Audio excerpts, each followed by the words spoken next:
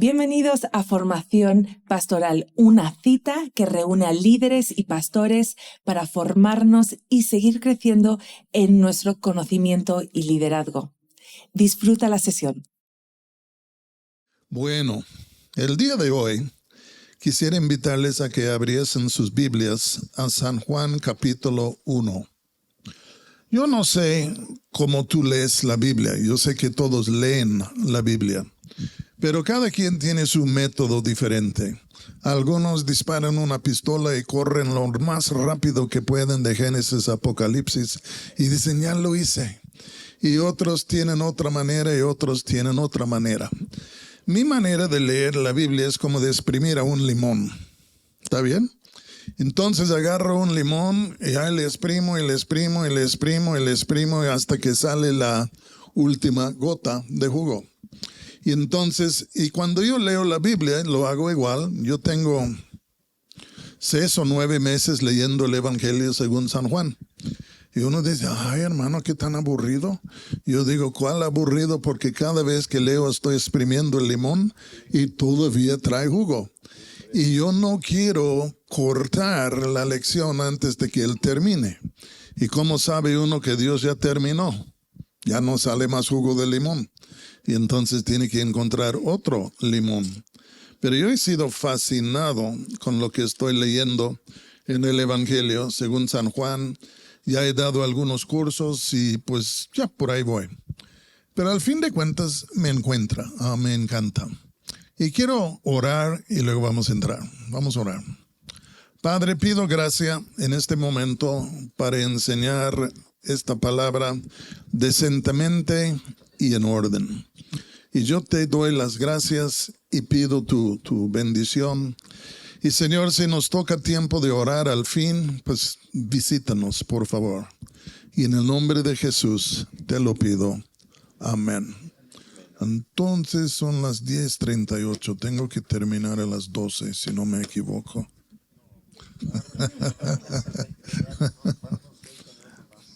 ¿20 desde ahora? No, ok. Ok. Yo me encanta en ocasiones afligir al hermano Juan, pero es porque le amo. Sí, flexible, sí. Yo en ocasiones aflijo a mi esposa también, pero realmente no me va muy bien. Y entonces es solo de vez en cuando. Pero vamos a leer el capítulo 2, nada más los primeros 11 versículos. Pero para decir esto, muchas veces leemos el Evangelio según San Juan y decimos, ok, está bien. ¿Cuál es su estructura? ¿Cuál es su tema? ¿De qué está hablando? Y cuando yo lo leo muy bien y leo capítulo 20, 30 y 31 que no voy a leer, yo veo que Juan entró a escribir con un fin, con un propósito, un plan. Y lo que Juan hizo es que de todos los milagros que hizo Jesús, él seleccionó 7 y escribió un libro. Y estos 7 señales o milagros, realmente si este fuera una casa, encontraríamos que la casa fuera edificada sobre estos 7 pilares. Porque cada sanidad que encontramos en el libro, según San Juan, revela algo. Revela la gloria del Señor Jesucristo. Y entonces él dice, yo escribí esto para que los lectores pudieran ver por lectura, por leer, las cosas que yo vi con mis propios ojos. Diferentes milagros, diferentes sanidades. Y dice, espero que estas cosas que leen pueden tener el mismo efecto en el corazón de los lectores que tuvieron en el corazón mío en vivo. Yo creí que Jesús era el Cristo, el Hijo del Dios viviente, y en esto recibí vida eterna. Como que al ver ellos el poder y la gloria de Dios manifestado en Cristo, dijeron, wow. Y hoy en día tenemos que entender que Dios todavía hace milagros. La Biblia los llama señales y señalan a algo. Señalan a la persona de Jesús y sus atributos y quién es Él, con el fin de atraernos la atención para que miramos más y que al fin de cuentas creemos. Yo no digo que es así en cada caso. Obviamente hay muchas personas que creen sin haber visto un milagro, sin haber visto una señal, y que bueno, debe ser así. Pero por otro lado, Juan escribió este libro diciendo, yo quiero ponerles por delante la gloria de Jesús para que crean. Y en su libro, él escogió 7 señales o milagros que Jesús hizo y comienza a edificar su libro alrededor de ellos. Él en sí menciona cuando Jesús cambió el agua en vino. Él habla del momento que el hijo de un hombre noble fue sanado por Jesús. Jesús estaba en Caná, el hijo en Capernaum, 35 kilómetros de distancia. Y cuando el padre le rogaba, bájate por favor conmigo a Capernaum, él dice, ve, tu hijo vive. Y en el momento que Jesús dijo esto en Caná, en Capernaum, su hijo fue sanado. Este es extraordinario. En el capítulo 5 encontramos a un hombre en sí que era paralítico y ahí pasaba todo su tiempo al lado del estanque de Betesda esperando que las aguas se movieran para bajarse en las aguas y tratar de recibir sanidad. Jesús llega, el hombre ni sabe quién es Jesús. Y de todos modos Jesús dice, ¿quieres ser sano? Y no dijo sí, sino que dio la queja, pues ya sí quiero, pero no hay nadie aquí cuando el ángel venga a perturbar las aguas. Y de todos modos Jesús le dice, levántate, toma tu lecho y anda. Y el hombre ni siquiera sabía quién era Jesús. Después se encontraron en el templo y se introdujeron, si puedo decir eso. Y en esto yo creo que vemos que se van rompiendo varios paradigmas y tradiciones que tenemos en cuanto a la sanidad. Capítulo 6, pues Jesús en el desierto con las multitudes se enseñó varios días. Termina la reunión, va a mandar todos a casa, pero todos tenían un hambre tremendo por haber estado allá. Y luego vamos a darles de comer, ¿y cómo? Pero al fin de cuentas ya, un muchacho, ustedes saben la historia, 5 panes, 2 peces, Jesús los multiplicó y alimentó a más que 5,000 personas. Es un don que quisiera que Pati tuviera, honestamente, para que no tuviésemos que comprar cada ratito en la tienda. Pero al fin de cuentas, más allá de esto, un hombre que nació ciego. Y los discípulos están diciendo, ¿quién pecó, este hombre o sus padres cuando estaba en el vientre? Jesús dice, no. Este hombre es así porque Dios lo va a sanar y Dios va a demostrar su gloria por medio de lo que él hace en él. Luego tenemos a Lázaro y se van a acordar que Lázaro murió.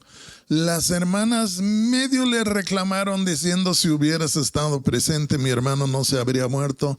Él dice, bueno, ya van a ver la gloria de Dios. Y él hizo algo impensable. Se acercó a la tumba, la fosa, después de 4 días. Y dice, Lázaro, sal fuera. Y la protesta de Marta era, lleve ya. Después de 4 días, y creo que tenía razón. Pero cuando él dice, Lázaro, sal fuera, ¡pum! Viene Lázaro caminando y ya resucitado y ahí estaba. Son señales y milagros que no pasan cada día. Y entonces eran extraordinarias y su fin era de agarrar en sí la atención de la gente para que viesen a Jesús. Y obviamente la 7ª maravilla de este libro es su propia resurrección de entre los muertos. Lázaro se levantó, volvió a morir otro día. Jesús se levantó y jamás volvió a la muerte. Jesús se levantó glorificado y está resucitado y vive hasta el día de hoy. Y Él es aquel que a todos nosotros nos presta vida, porque Él es la resurrección y la vida. Y el que cree en Él no morirá, y el que cree en Él tendrá vida eterna. Y al fin de cuentas, en sí son señales, son prodigios, son cosas que pasan, pero con un mensaje. Yo creo en todo lo que Dios hace tiene un mensaje y tenemos que estar mirando y escuchando. Pero aquí con 2:1 vamos a hablar un momentito de lo que es esto de las bodas de Caná. Y entonces 2:1 dice lo siguiente: al tercer día se hicieron unas bodas en Caná de Galilea y estaba allí la madre de Jesús. Y fueron también invitados a las bodas Jesús y sus discípulos. Y faltando el vino, la madre de Jesús le dijo, no tienen vino. Jesús le dijo, ¿qué tienes conmigo, mujer? Aún no ha venido mi hora. Su madre dijo a los que servían, haced todo lo que os dijere. Y estaban allí 6 tinajas de piedra para agua, conforme al rito de la purificación de los judíos, en cada una de las cuales cabían 2 o 3 cántaros. Jesús les dijo, llenad estas tinajas de agua. Y las llenaron hasta arriba. Entonces les dijo, sacad ahora y llevadlo al maestresala. Y se lo llevaron. Cuando el maestresala probó el agua hecho vino, sin saber él de dónde era, aunque lo sabían los sirvientes que habían sacado el agua, llamó al esposo y dijo, todo hombre sirve primero el buen vino, y cuando ya han bebido mucho, entonces el inferior. Mas tú has reservado el buen vino hasta ahora. Y Juan termina su narración diciendo en el versículo 11, este principio de señales hizo Jesús en Caná de Galilea y manifestó su gloria y sus discípulos creyeron en él. Lo primero que encontramos aquí es esto. Al tercer día se hicieron unas bodas en Caná de Galilea. Jesús era de Nazaret, Caná estaba unos 10 kilómetros más al norte. Era un pueblo chico, no era un pueblo grande. Pero dice, el tercer día se hicieron unas bodas en Caná de Galilea. No estoy diciendo que habían 2 o 3 bodas, pero es una boda, no sabemos el nombre de los novios. Pero de todos modos se celebró una boda. Y en sí dice aquí lo siguiente, terminando el versículo 1, y estaba allí la madre de Jesús. Vamos a pensar un momentito. ¿Se fue ella allá simplemente por ser una invitada a la boda? Yo tengo otra idea. Se van a acordar que por este tiempo José ya no aparece en la narración. Casi todos los teólogos comentaristas dicen que en algún momento él ya había fallecido. Y entonces María era viuda. María, siendo viuda, tenía 7 hijos, el mayor era Jesús, el primogénito, pero mínimo otros 6, pero ahí estaba ella en la boda. Y esta es nomás mi opinión, no lo puedo comprobar, pero tiene que ser la verdad si yo lo pienso. Pero al fin lo que yo creo aquí es que María, viendo la muerte de José, dijo, tengo que sostenerme, tengo que vivir. ¿Qué hago? Voy a abrir una empresa. Bodas María. Y yo creo que ella era como algunos de hoy en día, ¿no? Yo conozco a personas que son organizadores de bodas y tantas cosas. Y yo creo que María pues entró en esto. Y tenía un buen ayudante en Jesús. No creo que era empleado, no creo que era parte de la empresa. Pero lo que creo es que ella sabía, si fallara algo, ella podría confiar en su hijo mayor, Jesús, y que Jesús le ayudaría. ¿Cómo no? Dice Cristo, el mayor entre vosotros será el siervo de todos. Él tenía 6 hermanitos, 4 hermanos, 2 hermanas mínimo, y él era el mayor. Y ahí aprendió él muchas cosas, yo creo, en esto. Y entonces aquí el versículo 2 dice, y fueron también invitados a las bodas Jesús y sus discípulos.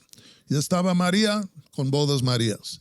Pero invitaron a Jesús y sus discípulos y les tocó suerte a los novios, porque por aquel entonces Jesús solo tenía 4 discípulos. Ya después tenía 12. Nunca han escuchado a alguien, hermano, ¿puede mi primo venir a la boda? Ah, sí, claro. Y luego llega con 200 personas, 3 caballos y quién sabe más. Y tú dices, ¿qué hice? Porque hay algunos que no te dicen toda la verdad. Y entonces dice, fueron también invitados a las bodas Jesús y sus discípulos. Y luego, fíjense el versículo 3. Y faltando el vino, la madre de Jesús le dijo, no tienen vino. Yo no creo que todos ya tragaron todo el vino que había y se acabó. Lo que creo es que desde el principio en las preparaciones no calcularon bien, algo pasó y entraron en la boda y fíjense bien, las bodas de aquellos tiempos no duraban 6 horas, duraban hasta 8 días.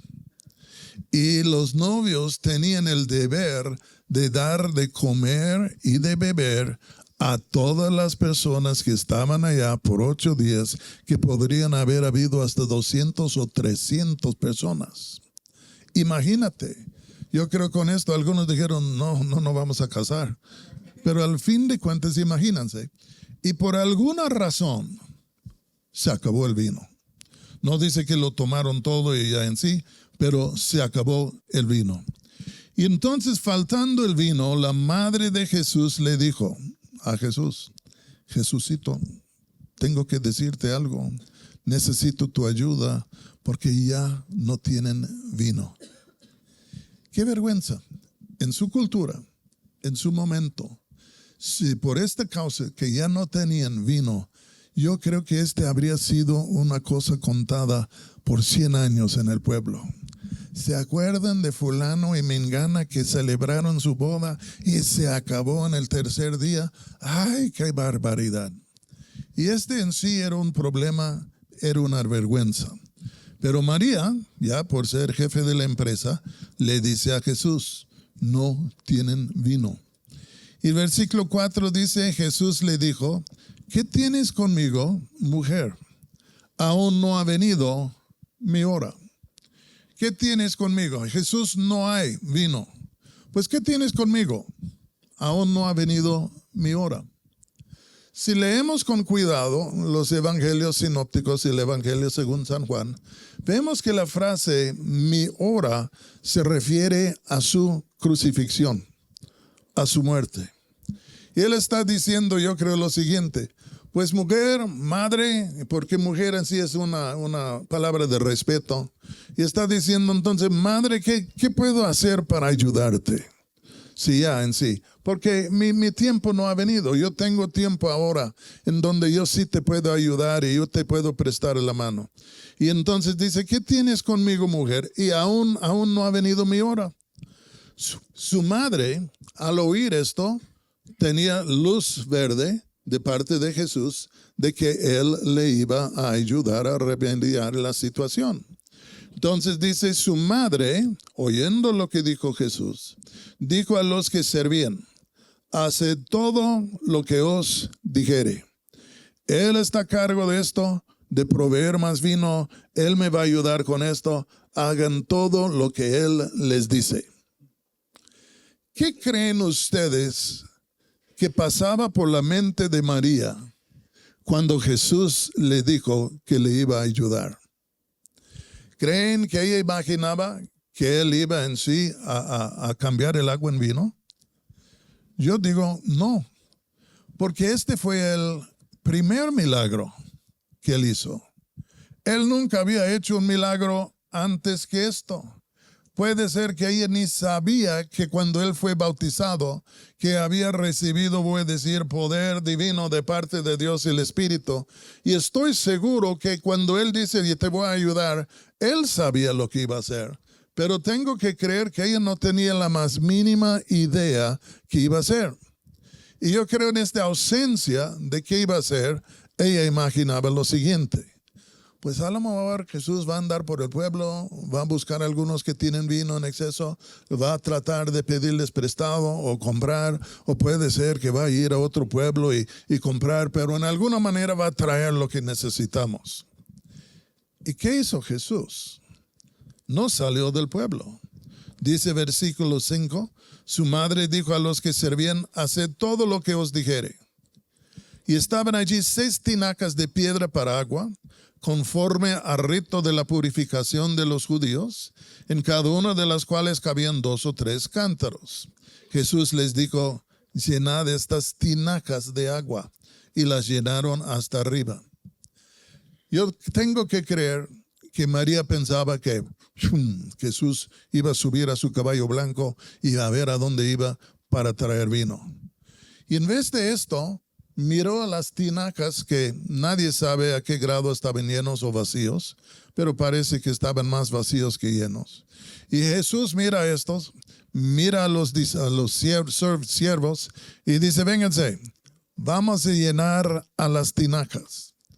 Y me hago la pregunta, ¿qué pensó María al oír esto? Llenar las tinacas con agua no vamos a pegar el clavo con el martillo así. No se trata de echar agua a las tinacas, ya agua tenemos. Lo que necesitamos es vino. No veo que intervino, pero tengo que creer que en este momento ella estaba como, me dice que me va a ayudar, pero no va a ser conforme a como yo creo que se debe hacer. ¿Nunca has tenido este problema con Dios? Yo estaba pensando, muchas veces le damos una petición a Dios y anexado instrucciones de cómo hacerlo. ¿Cómo ven? A mí me pasa. Dios, necesito que hagas esto y en esta manera. Y yo creo en momentos cuando le digo, y en esta manera, creo que él dice, como Dios no hace las cosas en nuestra manera, porque sus pensamientos no son nuestros, sus pensamientos son más altos que los nuestros. Y en vez de estar tristes porque no respondió como nosotros quisiéramos, yo creo que lo que debemos hacer es, Dios, tú eres Dios y ya. Les voy a contar una historia muy triste y luego me van a regañar. Pero hace años, Pati y yo conocimos a una mujer en Tamaulipas. Y ella cada vez que la veíamos nos daba la queja. Ay, mi marido es esto, mi marido es tal, es un bruto, es una bestia y me trata así. Y estoy orando que Dios le toque. Pero es terrible, pero estoy orando. Unos 2 años después volvimos al pueblo y ahí estaba ella. Y hermana, ¿cómo te va? Ay, hermano, Dios contestó. ¿Contestó? Sí, tocó a mi marido. Wow, el bruto que te pegaba y todo. Sí, lo tocó. Wow, cuéntanos qué pasa. Pues estaba borracho, caminaba por la carretera y le atropelló un tráiler. Y fue el fin de su vida. Y entonces al fin de cuentas Dios intervino, pero no en la manera. Mi esposa me va a regañar, el hermano Juan me va a regañar.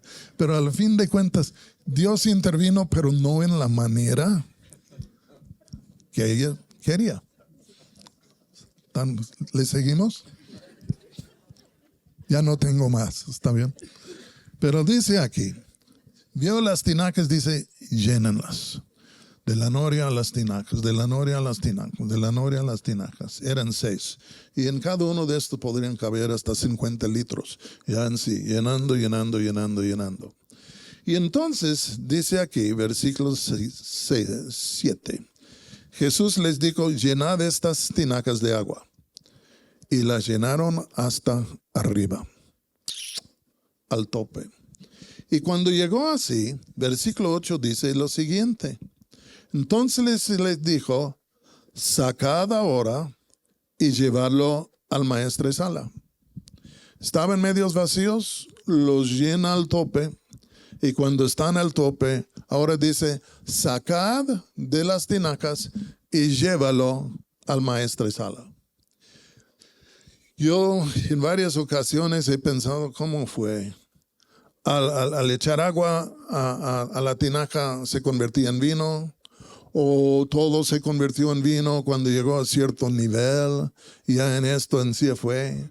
O aquí dice aquí, llenad estas tinacas de agua, y luego dice, sacad ahora y llevarla al maestresala. Yo voy por la tercera, que ellos llenaron las tinacas hasta el tope, y cuando él dijo sacad, yo no creo que al sacar algo que todo se convirtió en vino, pero lo que creo es que lo que sacaron, en el instante de sacarlo de allá, se convirtió en vino. Cada cosa que sacaban se convirtió en vino.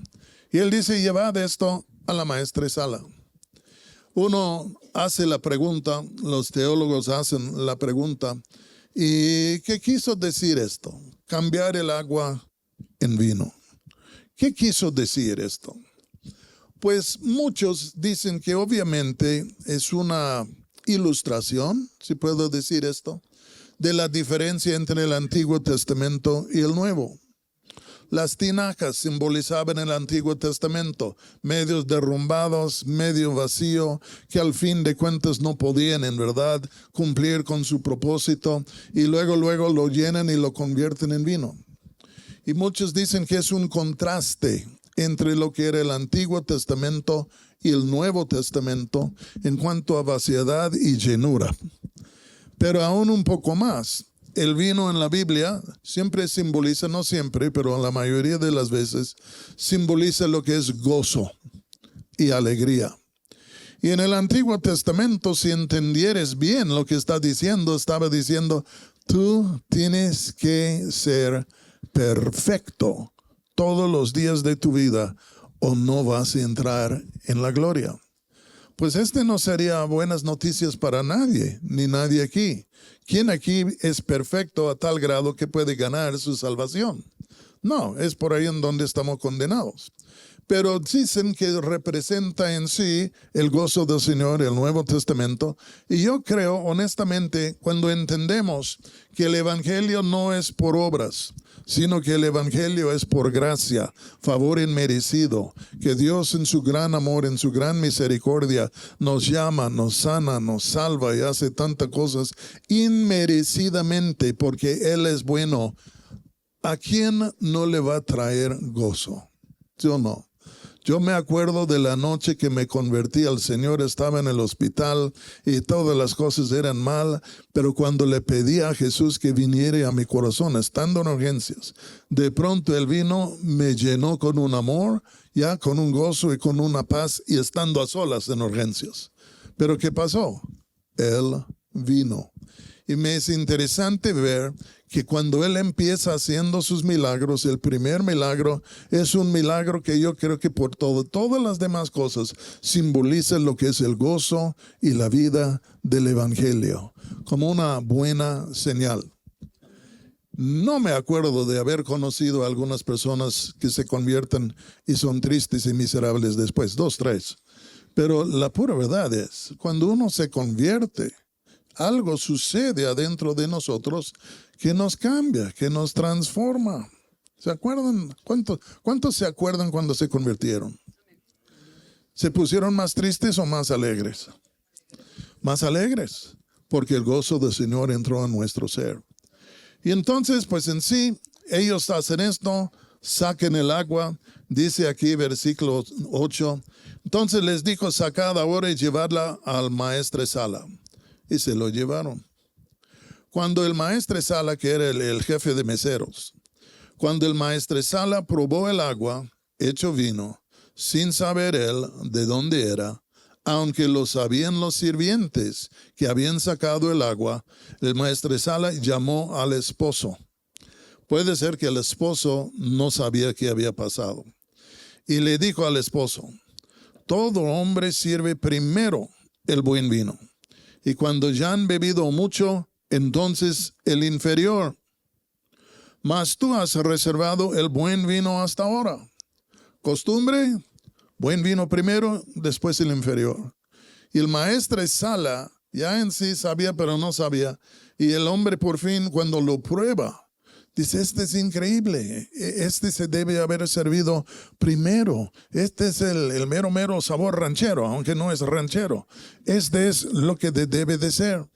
Y comenzó a regañarle al pobre novio, como si él hubiera sabido. Pero ahora vamos a dejar esto por atrás, porque tengo 11 minutos. Vamos en sí dejar esto por atrás. Y el versículo 11, que es la conclusión de la narración, el resumen de todo. Encontramos aquí que Juan dijo, en resumir lo que acaba de contar, dijo esto.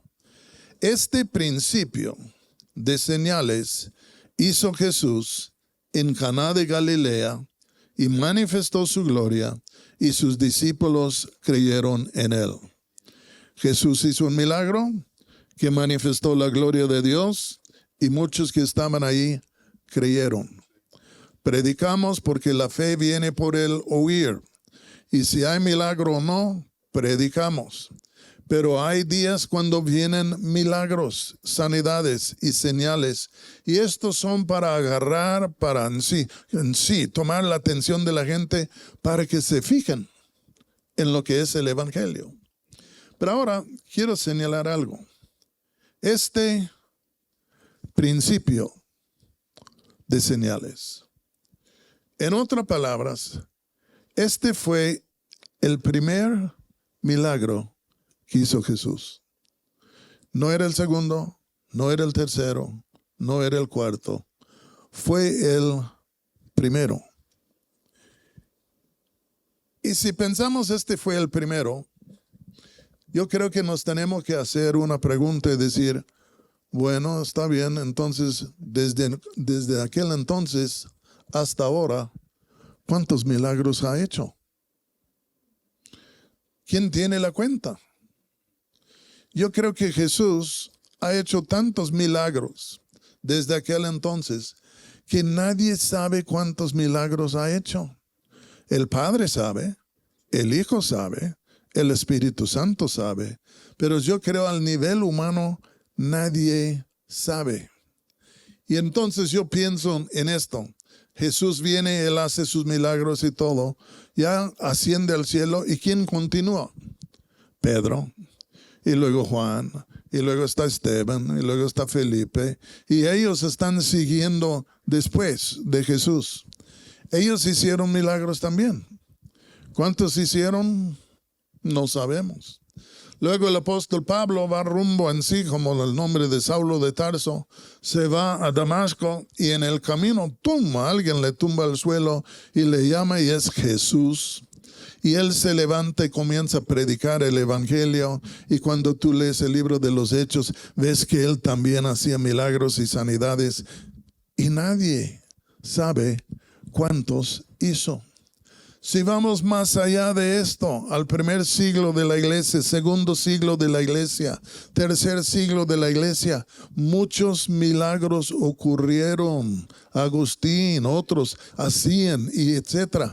Milagros y milagros y milagros. Nadie sabe cuántos milagros se han hecho. Estamos tú y yo aquí el día de hoy. Y ya yo no sé si Jesús viene mañana o si se va a tardar otros 1000 años. Entonces, no, hermano, no, otros 1000 años. Pero nadie sabe cuándo Él viene. Pero lo que quiero hacer, es enseñar aquí es, cuando ya en sí Jesús ha venido y Jesús ha hecho y Pablo ha sanado y todos han sanado, vamos a llegar a un punto en donde se acaban los milagros en este mundo. Yo no creo. Yo creo que vamos a llegar a un punto en este mundo en donde los milagros que Jesucristo hace por medio de su iglesia no van a menguar, no van a desaparecer, no se van a escasear. Lo que yo creo es que van a haber más milagros. ¿Por qué? Porque la población, ya saben ustedes que la totalidad del Imperio Romano de su población era 250 millones. 2 veces lo que es la población de México, más o menos. Fue la población entera del Imperio Romano. Pero Dios movía en este contexto. Pero ahora vivimos en un mundo con 7, 8 billones que ya está creciendo. Y uno dice, no, pues ya se escasearon los milagros porque la población creció demasiado. No creo. Creo que Dios es infinito, creo que nada le para a Dios, no creo que nada le puede en sí restringir a Dios. Y yo creo que Dios todavía por ser infinito tiene la capacidad de llenar el mundo con milagros diferentes y de muy diferentes maneras, porque hay un mundo que Él todavía quiere tocar. Alguien nos ha mentido. Y alguien nos ha dicho que los milagros se están acabando y que ya no hay milagros y que si somos los que piden milagros somos inmaduros. Hay tantas mentiras que Satanás lanza en contra de la iglesia para en sí frenar o abolir lo que es la convicción y la fe de la gente en que Dios hace milagros. Pero Satanás es un mentiroso que quiere robar a la iglesia para que la iglesia no ande y no pueda hacer las cosas que Dios quiere. Yo quiero decirles algo. Yo creo en el futuro. Vamos a comenzar a ver milagros y más milagros de antes. Y no digo que vayamos a ser inundados con milagros, pero yo digo, ya los cielos se abrieron una vez y se vació el cielo y ya no hay más. Yo no creo. Yo creo que los cielos siguen igual de llenos en una manera infinita de lo que es la gloria, la gracia, el poder, el amor de Dios. Uno de los problemas más grandes que tenemos es con el sufrimiento y el amor de Dios. Si Dios nos ama, ¿por qué sufre la gente? Y yo no sé, sino que sé que Él está a cargo de todo, Él está haciendo las cosas a su manera. Pero lo que sí creo es esto, que Él ama a la gente y yo creo en estos próximos tiempos. Él se va a levantar, va a volver a revelarse, va a volver a comenzar a tocar y a sanar a muchas personas porque la gente necesita sanidad, número uno. Pero cada sanidad que sucede también es una demostración de su gloria que llama la atención de la gente. Hace años, y voy a terminar, había un hombre que se llamaba Tommy Hicks. Tommy Hicks era un evangelista americano y Dios le dijo que se fuera a predicar en Argentina. Y entonces cuando llegó allá, dijo, pues ¿con quién hablo? Y se le ocurrió, pues voy a hablar con el presidente de la República. Y todos le miraron, ¿estás loco o qué? No, pues yo quiero predicar, yo voy a ir a hablar con el presidente de la República. Se fue. Buscó el palacio presidencial, tocó, dijo, yo tengo un mensaje para el señor, no me acuerdo el nombre ahora del presidente, pero lo dejaron entrar. Y entonces había un secretario, un hombre que lo recibió. Y entonces dice el hombre, pues has venido desde lejos para hablar con el señor presidente. ¿Qué quieres? ¿Por qué estás aquí? Porque yo soy un mensajero del reino de Dios. Yo he venido aquí para predicar y proclamar el evangelio de Jesucristo. Y quiero pedirle al señor presidente que nos preste el palacio, no el palacio, sino el estadio en sí, no el más grande en Argentina. Y el hombre le miró y dijo, ¿estás loco? ¿Cómo crees que te van a dejar entrar a ver el presidente y esto?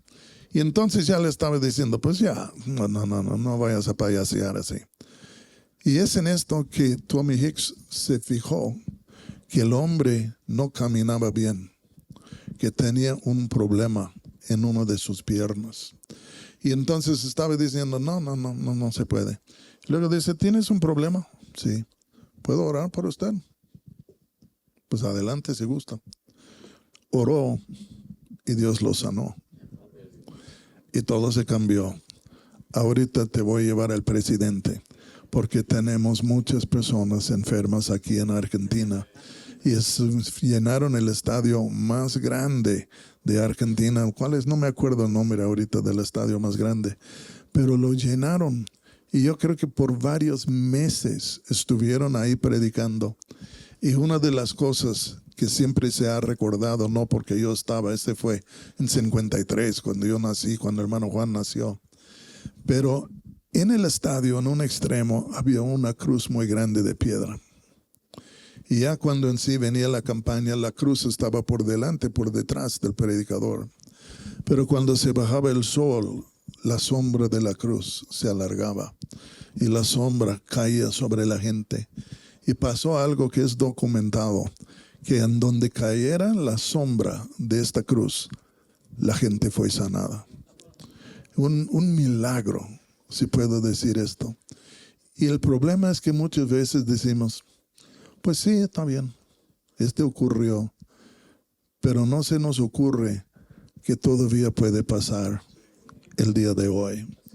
Y no pensamos en estas cosas, o hemos sido ridiculizados por algunos por creer en milagros, o quién sabe. Pero al fin de cuentas, Dios sí hace milagros. Este solo fue el primero de señales. Si le preguntamos a Dios, ¿y cuántos tienes todavía en la lista? No nos va a decir, pero nos va a decir que creamos y que vayamos por delante. Y termino con esto. No tengan miedo de orar por los enfermos. No tengan flojera para orar por los enfermos. No tengan desánimo en cuanto a orar por los enfermos. Porque muchas veces entramos en una zona de derrota y pensamos, ¿por qué? Y lo que yo creo es que debemos volver a despertarnos, entrar, porque Dios puede hacer grandes cosas. El hermano Juan nos podría contar del inicio de Más Vida, Amistad o Alianza de Vida Abundante, cuando oró con la hija de la gobernadora. ¿Sí? Ya le piden hora. La mayoría de nosotros deberíamos decir, está bien, mañana, ahí me voy. Pero él oró y Dios la sanó y abrió mucha puerta para lo que es vida abundante. Dios no ha cambiado. Es el mismo ayer, hoy y por los siglos. Y entonces ya voy a terminar. Veo números rojos y luego sale la soga. Pero yo trato de obedecer. Solo trato. Pero vamos a orar. Vamos a ponernos en pie. ¿Cuántas veces oramos por alguien y no se sanan? Y decimos, no voy a volver a orar por él. Yo creo que debemos perseverar. Yo me hago la pregunta, si Dios nos picara un poco en nuestra fe, ¿qué podría soltarse? ¿Cuál sería la reacción? ¿Cuál sería el fruto? Padre, te damos gracias por este tiempo de estar juntos. Y Señor, no estamos hablando de fábulas, estamos hablando de la Biblia. Estamos hablando, Padre, de lo que tú hiciste por medio de tu Hijo, por lo que hiciste por los apóstoles, otros en el Nuevo Testamento. Y Señor, al mirar y ver a la historia de tu iglesia, Padre, no es que ha habido escasez de sanidades, ha habido abundancia de sanidades. Pero vivimos en un momento de tremenda lucha con los poderes oscuros, Señor, porque no quieren que tu nombre sea exaltado, no quieren que tú seas glorificado, no quieren ver a la gente aliviada de lo que son sus sufrimientos. Pero yo te pido, Padre, en el nombre de Jesús, deposita en nosotros una fe renovada.